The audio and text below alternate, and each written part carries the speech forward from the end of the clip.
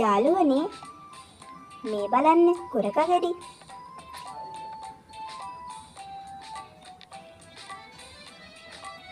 මෙන්න මේ විදිහට ගොරක ගෙඩියක් අරගෙන ගොරක ගෙඩියේ දාර වටේට පිහියෙන් කපා ගන්නවා. බලන්නකො මේ කපන දිහා. අත කපා ගන්න නැතුව කපා ගන්න ඕනේ.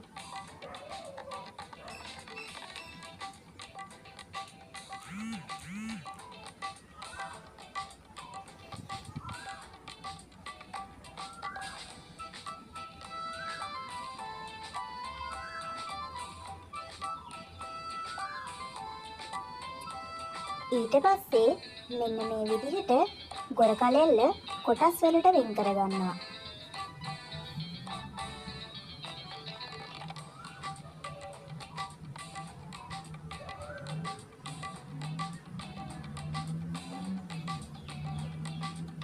මදේ මේ විදිහට ඉවත් කර ගන්නවා.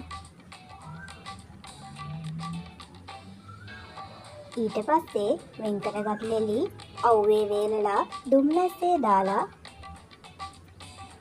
දුම් ගස්ස ගන්න තමයි තියෙන්නේ. යාළුවනේ මේ බලන්න කුරක ගෙඩි.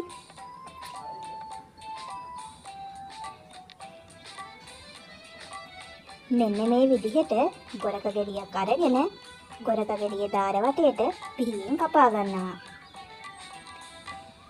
බලන්නකො මේ කපන දිහා.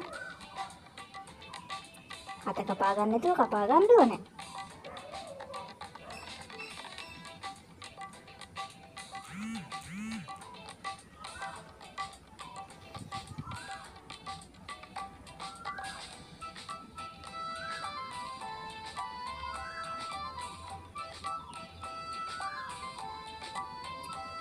ඊට පස්සේ මෙන්න මේ විදිහට ගොරකලෙල්ල කොටස් වලට වෙන් කර ගන්නවා.